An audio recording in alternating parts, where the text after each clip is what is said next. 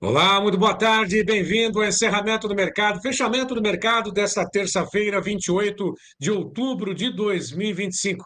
Sou o Sérgio Braga, estaremos nos próximos minutos comentando os principais indicadores da economia nesta terça-feira. Atenções voltadas no mercado internacional para a taxa de juros nos Estados Unidos, que deve, segundo analistas do mercado, vir com um corte. Isso deve influenciar também o mercado de commodities, influenciar o mercado cambial ao redor do mundo e também os principais indicadores nas bolsas de valores. Mas antes de falarmos sobre as cotações, fechamento de Chicago, fechamento da Bolsa de Nova York, vamos lembrar que o mercado segue atento também aqui no Brasil ao clima. Portanto, vamos ao satélite em tempo real acompanhar o que acontece no Brasil nesse momento, com chuvas no corredor de umidade de chuvas que vem da região norte, passa pelos principais estados. Pará, também Rondônia, segue pelo Mato Grosso Sul nesse momento, segue com chuvas no sul do Brasil, Rio Grande do Sul, pontuais, também no estado de Santa Catarina, Paraná, chove em São Paulo, até mesmo em parte do Triângulo Mineiro, a chuva segue em direção ao litoral do Sudeste, Sul e também parte do Rio de Janeiro, Espírito Santo, com a região sul do Espírito Santo, com chuvas nesse momento. As principais capitais do Nordeste seguem com tempo firme e temperaturas elevadas, ao contrário do que deve acontecer com as temperaturas no Sul e parte do Sudeste, devem apresentar queda nos próximos dias e já vêm sendo registradas temperaturas mais baixas.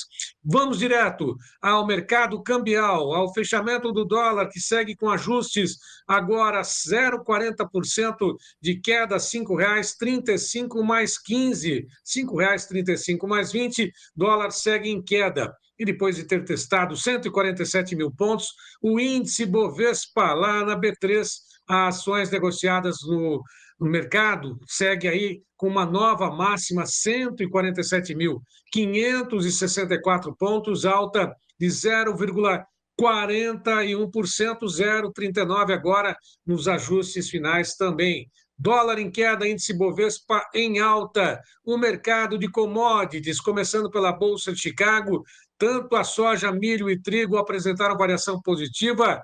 A soja aos $10,93,50, o vencimento mais curto, 0,78% de alta. Milho negociado a $4, 31,75, alta de 0,70%. Trigo negociado com alta de 0,78% a $5,30 mais 13.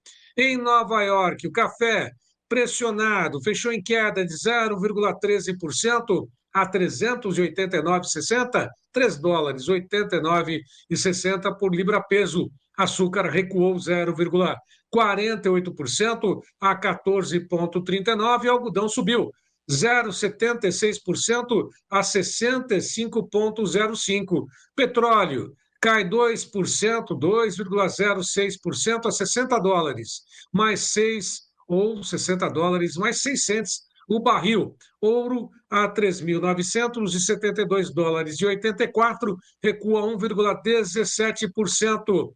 As negociações com o mercado da soja, todas as posições a partir de março, acima dos $11 por bushel. O janeiro, $10, 93,50, subiu 8,5 na Bolsa de Chicago. Março, $11 mais 5 por bushel, 9,5 de alta.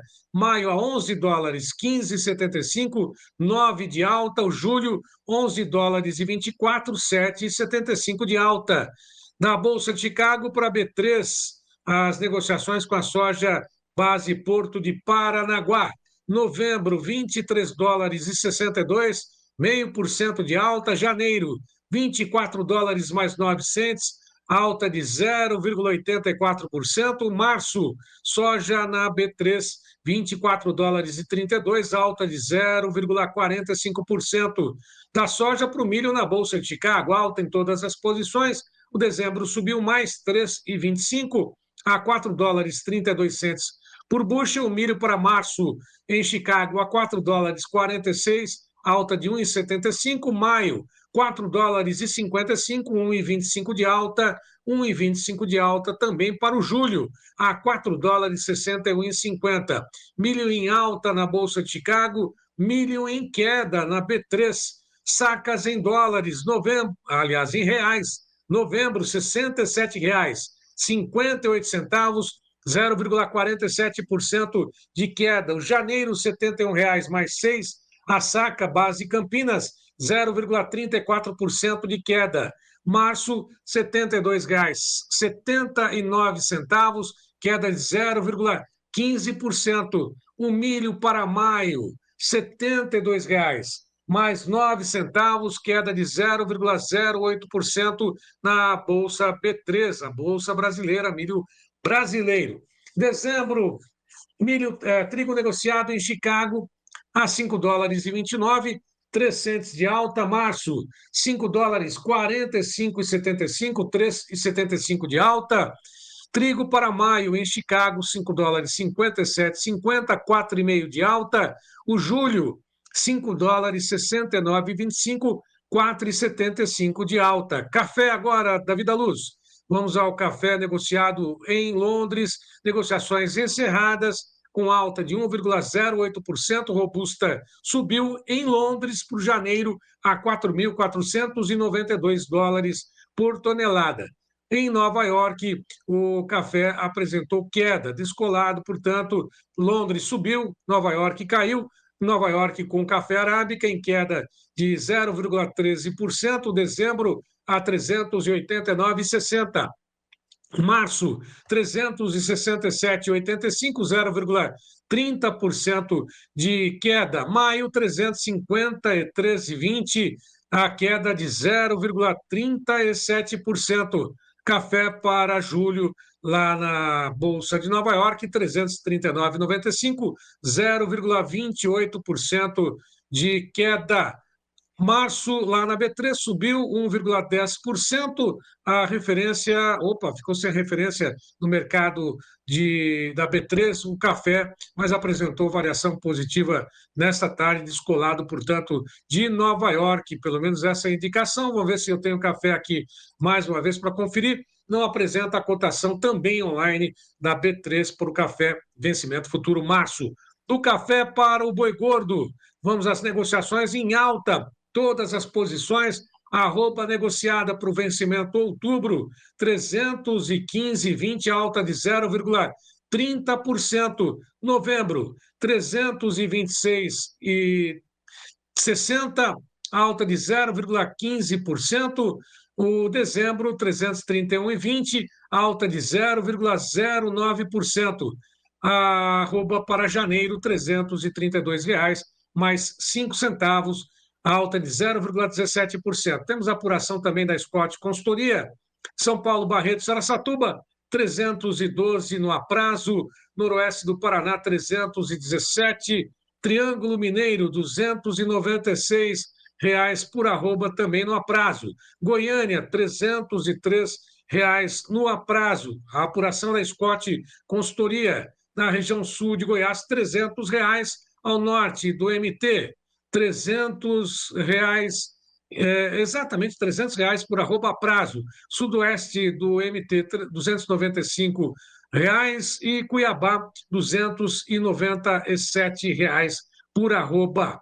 Bom, nós temos agora a participação, nós vamos falar sobre fertilizantes. Como é que está a demanda? Como é que está a oferta? Para tanto, nós vamos direto aqui a São Paulo, ficar na capital, né? Uma tarde chuvosa aqui na capital paulista. Nós vamos até a Stonex conversar com o Tomás Pernias, que é analista, é especialista na área de fertilizantes e que está conosco para comentar exatamente sobre o segmento de fertilizantes. Antes de mais nada, obrigado pela tua participação, disponibilidade em falar conosco aqui no Fechamento do Mercado do Tempo e Dinheiro, Tomás. Muito obrigado pelo convite, Sérgio. A Stonex está sempre à disposição. Bom, e começo perguntando exatamente sobre esse segmento de fertilizantes. Como é que está a oferta e, logicamente, a demanda? Que balanço você faz aqui para o Brasil? Sérgio, é claro que a situação da oferta e da demanda no mercado de fertilizantes, ela depende muito do produto em questão, mas de forma geral, no mercado de fertilizantes, as últimas semanas elas têm demonstrado uma demanda mais enfraquecida em vários mercados. Inclusive, é esse ímpeto comprador mais fraco em vários países que tem pressionado os preços para baixo, melhorando um pouco a situação dos compradores, inclusive fazendo com que as relações de troca fiquem um pouco mais favoráveis nesse final do ano. Então, para os compradores, é claro, essa queda de preços ela é uma boa notícia. Nos Estados Unidos, por exemplo, a alta temporada de compras, ela é perto da primavera do país, lá em meados de fevereiro, março. Então, mesmo atualmente, a gente estando perto da época de adubação do outono, a demanda nos Estados Unidos ela tem demonstrado uma demora para ganhar tração. Na China, a situação é mais ou menos semelhante, porque o país asiático passa pela baixa temporada de compras, então os compradores chineses também estão pouco tão ativos nesse momento. Então a China, nesse momento, a demanda chinesa está sinalizando um sinal de baixa para o mercado. No Brasil, o ritmo das compras no mercado de nitrogenados ele tende a ganhar tração nas próximas semanas, dado que a gente está se aproximando da safrinha do milho, que é uma cultura muito intensiva em nitrogênio, mas os compradores brasileiros parece que eles não estão com tanta pressa para fazer suas aquisições e existe um tempo ainda para esperar. Então, os brasileiros estão conseguindo tomar decisões com bastante cautela. Por outro lado, a China, ela é um país que tem demonstrado uma demanda mais aquecida. No final do ano, a Índia passa pela safra Rabi, então ela precisa estar bem abastecida com fertilizantes. Então a Índia tem conduzido bastante licitações porque ela precisa realmente repor os seus estoques de nitrogenados e fosfatados até o final do ano. Mas como a demanda está enfraquecida em vários mercados, somente essa demanda aquecida na Índia, ela não está sendo capaz de sustentar os preços que estão caindo gradualmente. Agora, por outro lado, a oferta ela segue com bastante incerteza nas próximas semanas, porque, por um lado, existem expectativas de que a China, que é uma grande exportadora de fertilizantes, ela suspenda as exportações dela, uma vez que ela tende a direcionar a produção do mercado interno direcionar sua produção para o mercado interno justamente para garantir esse abastecimento para a primavera. E, ao mesmo tempo, existe ainda bastante incerteza com relação às tarifas dos Estados Unidos. Se os Estados Unidos vai continuar tarifando as suas importações, se os Estados Unidos vão implementar sanções em outros países que compram fertilizantes russos. Então, existe essa incerteza no ar também quanto à oferta. E o Brasil está no meio desse mercado internacional com essa demanda desaquecida, mas bastante incerteza quanto à oferta internacional até o final do ano. Quer dizer que os preços, nesse momento, a gente pode dizer que estão um pouco mais atrativos diante de tudo aquilo que você está expondo, né? Questão da própria China, algumas incertezas, é lógico, com relação aos tarifácios, aí as tarifas impostas pelos Estados Unidos, essa relação um tanto quanto conflituosa ainda, né? Entre amor e paz, né? Entre amor e guerra ao mesmo tempo, né? Guerra comercial. Agora, os preços estão realmente um pouco mais achatados. É normal para esse período? Em relação ao mesmo período do ano passado, a gente pode dizer que houve um arrefecimento, uma diminuição nessa pressão em relação aos preços ou não, Tomás? Sérgio, tem algo de sazonal que nós podemos dizer que faz sentido com o que a gente observa na sazonalidade histórica dos anos passados. O Brasil geralmente tem suas aquisições de fertilizantes realizadas na maior parte antes da safra de verão, certo? Em geral, a demanda do Brasil está mais aquecida em maio, junho, julho, agosto, setembro, antes da safra de verão, certo? Quando os importadores estão comprando as mercadorias para revender aqui para os brasileiros, certo? Então, depois que passa esse período, depois que inicia o plantio, certo? Depois que a gente dá largada para a safra, é comum que esse ímpeto comprador brasileiro perca força, afinal de contas, a maior parte das aquisições já foi feita. Então, é comum que para os fosfatados, para os potássicos, o Brasil vire como um sinal de baixa nos últimos meses do ano, afinal de contas, o ímpeto comprador nosso perde força, justamente porque a maior parte das aquisições já foi feita. Agora, por outro lado, a gente vai ter que realmente observar qual que vai ser essa trajetória de preço dos nitrogenados, porque aí sim a demanda brasileira tende sim a crescer até o final do ano, uma vez que, novamente, né, a safrinha está se aproximando. Mas o que a gente observa hoje faz sentido sim com a sazonalidade histórica do mercado brasileiro. Aí você comentava que houve uma queda também diante de todo esse contexto, né, essa sazonalidade do mercado, houve uma queda também no mercado, nos preços do mercado de fosfatados. Isso realmente se confirmou, isso deu um alívio, isso já estava no radar. Pode continuar essa queda diante de uma pressão menor dos preços internacionais? Será que a gente pode acompanhar pelo menos uma boa oportunidade para futuras aquisições ou ainda é cedo para pensar nisso? O mercado teve queda nos preços, o produtor pode aproveitar, fazer algumas aquisições, isso é viável, está no radar ou não? Sérgio, a gente vai ter que observar realmente o desenrolar dos acontecimentos até o final do ano, porque os preços eles são resultado da interação da oferta e da demanda de inúmeros países. O Brasil é mais uma peça nesse xadrez do mercado internacional. Uhum. Então, por exemplo, nós teremos que observar como a China vai se comportar com suas exportações. A China é uma das maiores exportadoras de fosfatados do mundo e existem expectativas de que ela vai suspender suas exportações de fosfatados e se isso se confirmar nas próximas semanas, a oferta pode mudar bastante e isso pode impactar os preços. A gente vai ter que observar como vai se dar o padrão de compras dos Estados Unidos, por exemplo, conforme a gente passa a caminhar cada vez mais perto também das safras da primavera. E é claro, a gente também vai ter que acompanhar o ímpeto comprador do Brasil, porque sim, nossa demanda por fosfatados tende a diminuir nos últimos meses do ano. Contudo, se esses preços atingem cotações atrativas o suficiente, nada impede que os brasileiros também antecipem compras para a próxima safra, se as relações de troca estiverem atrativas o suficiente. Então, realmente, a gente vai ter que observar o desenrolar desses acontecimentos, porque o mercado de fertilizantes é bastante dinâmico. Bom, e você comentava, até mesmo para esclarecer, queria saber de você se a China sempre se comporta assim, todos os anos ela suspende as exportações, ou esse ano está sendo um caso à parte? É normal que ela faça a suspensão das exportações nesse período do ano, Tomás? Sérgio, é muito comum, é um fato recorrente que a China Sim. bloqueie suas exportações para outros países à medida que a primavera se aproxima. Isso não é algo novo, certo? Todos os anos a gente fica prestando atenção na China porque existe essa expectativa de que em algum momento ela vai suspender suas exportações. Contudo, não existe clareza, não existe transparência sobre essas decisões das autoridades chinesas. Então, por vezes, ela pode bloquear suas exportações muito antes do final do ano, ou ela pode esperar um pouco mais. Todo mundo fica de olhos na China, né, tentando acompanhar, e mesmo que nós saibamos que esse é um fato recorrente todos os anos, a gente não tem certeza sobre quando isso vai acontecer, se isso vai acontecer para todos os produtos, só para fosfatados, só para nitrogenados. Então, realmente, assim, apesar de ser um fato recorrente, existe pouca transparência sobre o assunto. Então, a gente precisa realmente acompanhar essa situação semana após semana. Tá certo. Tomás, só para poder finalizar, agradecer a tua disponibilidade.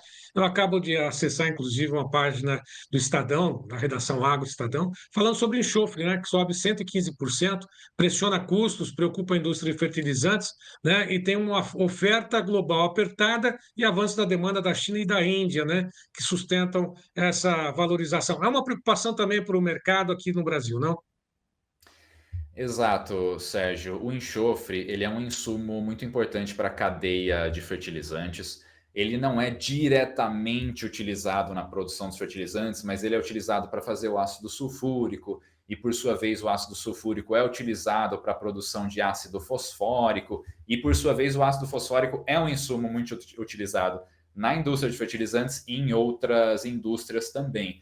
Então, à medida em que os preços do enxofre aumentam, a gente está falando de um insumo, certo? De um material intermediário que ele é usado para a indústria de fertilizantes.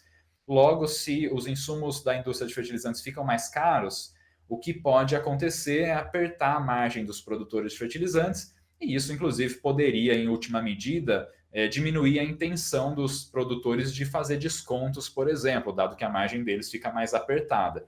Então, é uma situação que tem preocupado, porque essa é uma tendência altista que tem se estendido, né, desde o início de 2025 e até agora, né, o que a gente observa é que esses preços estão firmes no mercado internacional. Nós não podemos dizer se isso é algo que vai continuar, mas o que nós podemos dizer é que, nesse momento, a situação não é animadora. Certo. Tomás Pernias, conosco, direto do Stonex, aqui em São Paulo, comentando o mercado de fertilizantes. Eu agradeço a tua participação e deixo aqui o espaço para sempre que tiver alguma novidade, algum comentário, disponha aqui do tempo e dinheiro, Tomás. Muito obrigado pelo convite, fico à disposição. Muito obrigado, bom descanso, até a próxima. Davi da Luz, vamos aproveitar também, nós temos o mercado do boi gordo, o comentário do Iberville Neto conosco hoje. Nós pulamos um pouquinho, falamos sobre o fechamento do mercado nesta terça-feira, mas temos o comentário também do Iberville Neto da HN Agro sobre o desempenho do boi gordo nesta terça-feira. Acompanhe. Olá. O cenário do mercado do boi gordo ele segue mais firme do que vinha sendo observado há algumas semanas. Nós temos escalas de abate diminuindo e em algumas situações bem apertadas. Nós temos um cenário de oferta de gado que já tem pressionado bem menos o mercado, ou tem dado menos tranquilidade à indústria, tanto é que as cotações têm subido em diversas regiões. A expectativa para a oferta de gado confinado ao longo de novembro não é de uma oferta extremamente enxuta, porque nós tivemos um cenário de atratividade da arroba engordada nos últimos meses, mas a nossa expectativa é que o peso maior dessa oferta nas estratégias das indústrias tenha ficado para trás. A gente acredita que haja espaço para um pouco mais de briga pela cotação nas próximas semanas, ainda mais quando a gente considera o início de novembro e o início do último bimestre do ano, que são períodos de melhor consumo doméstico. Do lado da demanda internacional, os dados preliminares de outubro seguem muito bons e os dados para novembro, a expectativa para novembro é de talvez um provável arrefecimento das compras pela China, o que normalmente acontece. Então não é nenhuma surpresa, mas é algo que costuma tirar um pouco do ritmo da demanda internacional. Paralelamente, nós temos outros clientes comprando mais esse ano, isso pode amenizar um pouco o efeito dessa diminuição de compras da China. Tá? Nós temos também a possibilidade de retirada das tarifas dos Estados Unidos, não que seja algo muito certo, porque nessas negociações a gente não tem muita certeza de nada, mas é algo que tem sido considerado pelo mercado, pelos diversos elos envolvidos. Vamos acompanhando, torcendo para que isso aconteça. E, de maneira geral, a nossa expectativa para essas próximas semanas é de mercado firme, com possibilidade de evolução. Um abraço e até mais. Bom, nós temos a participação do João Batista Olive com o editorial de hoje. Acompanhe. Muito bem, amigos do Tempo e Dinheiro, vamos falar de política, de narrativas políticas. Aliás, vamos falar novamente de fotos. Desta vez, fotos oficiais do Lula. Veja aí a foto dele sorridente lá com o Trump lá no Sudoeste Asiático, eles se encontraram. E o Lula e o Trump estão aí sorrindo, uma foto oficial, parada, pensada. Né? Essa não é uma foto qualquer. Pois bem, essa foto aí está nesse instante atingindo a melhor audiência que o Lula já teve na sua vida em termos de foto. Ela está, segundo as pesquisas, com 72 milhões de visualizações essa foto. 22 milhões de curtidas e 7 milhões e meio de compartilhamentos. Um êxito extraordinário para o Lula, que era isso que ele queria quando ele foi lá ao encontro do Trump, depois de 3 meses, quase 3 meses e meio, de sanção de 50%, de Lula falando que não ia, que ele iria ser destratado, que o Trump é fascista, que o Trump era o inimigo principal do Lula. Aí, de repente, ele vai lá e aparece com essa foto, nossa, um êxito. A esquerda está comemorando, olha a audiência dele. Esse editorial completo você acompanha nas mídias sociais aqui do Tempo e Dinheiro. Direto agora, falando sobre o furacão Melissa, que atinge com a Jamaica, o Caribe, com ventos de mais de 300 quilômetros, pode ser considerada a tempestade do século. Enquanto isso, no Caribe, nós acompanhamos as informações sobre o Brasil. Chuvas na região norte e também sul, parte da região do Brasil Central. Informações com Ronaldo Coutinho. Olá, Ronaldo. Nós temos aqui, a chuva se espalhando aqui no centro-sul. Pega uma boa chuva aqui no norte, nordeste, leste do Rio Grande do Sul. Santa Catarina pode chover mais forte aqui no litoral sul, entre hoje e amanhã principalmente. E aqui no Paraná também boa chuva aqui no Mato Grosso do Sul, parte do Paraguai, boa parte de São Paulo, centro-sul de Minas, pega aqui o sul de Minas, na Mata Mineira, começa a chover aqui no Cerrado, também aqui no sul, sudoeste, sudeste de Goiás, Rio, centro-sul do Espírito Santo. A chuva começa a espalhar pelo Mato Grosso, Boa chuva entre o Amazonas, Acre, Rondônia e sudoeste do Pará. Nessa grande área aqui do Brasil, pouca chuva, mas já aparece aqui, ó, na região aqui do Tocantins, sul do Maranhão, norte de Goiás, extremo oeste da Bahia, provavelmente ali por sábado, domingo para frente, começa entre o dia 31, primeiro, começa a vir chuva nessa área. Aqui sol, nuvens e chuva, coisa rápida, e nessa grande área do Nordeste, tempo mais seco. Quando chega dia 28 a 11, nós temos aqui, ó, boa chuva aqui no Amazonas, Roraima, Acre, Rondônia, Mato Grosso, espalha boa chuva no Tocantins, Goiás e principalmente aqui no sul e sudeste, principalmente nessa faixa entre Mato Grosso do Sul, Paraná, São Paulo, Minas, Rio e Espírito Santo. Santa Catarina também, principalmente aqui o litoral e a metade norte do Rio Grande do Sul. Mais ao sul do Rio Grande do Sul, na campanha pouca chuva, Uruguai também. Nessas áreas aqui, ó, de 100 a 200 milímetros de chuva, aqui nessa área verde e vermelho escuro, em torno de 100 a 110 milímetros de chuva. Tu vê que chove bem em todo o centro-oeste, norte aqui Tocantins, Pará, região da Amazônica. Começa a melhorar a chuva aqui no oeste, sudoeste e sul da Bahia. Até na região de Irecê começa a ter alguma coisinha de chuva aqui, principalmente ali pelo dia 4, 5, 6 de novembro para frente.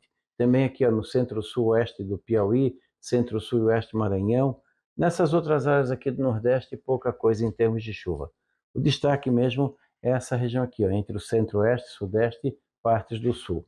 Paraná vai ter muita água, isso aí pode atrapalhar na parte das culturas de verão.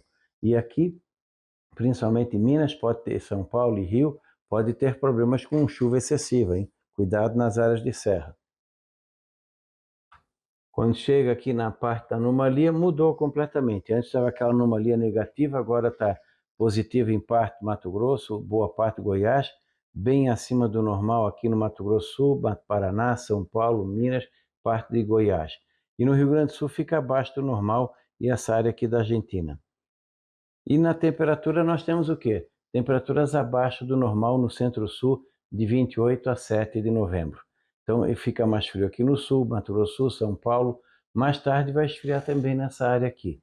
Por enquanto não está dando assim geada significativa. Se tiver, é aqui no topo da serra, talvez nessa quinta ou sexta ou semana que vem. Mas no momento é geadas sem danos. Só o frio em si é que é um problema, porque ele pode facilitar a doenças de clima mais ameno, seja em lavouras de verão ou alguma lavoura de inverno também. Na fruticultura, o pessoal tem que ficar mais atento aqui em relação à sarna. É uma doença que judia bastante o pessoal da maçã. Da Climaterra, Ronaldo Coutinho, voltamos amanhã. Bom, uma última informação: caos no Rio de Janeiro, uma mega operação contra o crime organizado, mata mais de 60 pessoas até agora, mais de 100 pessoas foram feridas e é o mais letal da história do Rio de Janeiro. Isso certamente deve repercutir na imprensa como um todo. Mais uma vez, a todos que estiveram conosco, eu lembro e sempre que você pode fazer parte do clube de assinantes do Tempo e Dinheiro. Vá lá, mande uma mensagem para a dona Léa da Luz, se inscreva e tenha nas mãos todas as informações atualizadas diariamente em um grupo de WhatsApp específico para você participar nas mais variadas editorias política, economia, café, boi, soja, milho, né? Tudo que você imaginar tem lá atualizado pela equipe do João Batista Olive, Giovanni Lorenzon e todos que estão acompanhando o mercado atentamente. Portanto, aí, ligue, tenha 7 dias de graça no 19 99813 2915. A todos que estiveram conosco, mais uma vez, meu muito obrigado. Curtam, comentem, compartilhem nossas informações. Amanhã a gente volta às 9 horas da manhã. Tenham todos um ótimo fim de tarde, bom início de noite, bom descanso para quem vai descansar e até amanhã.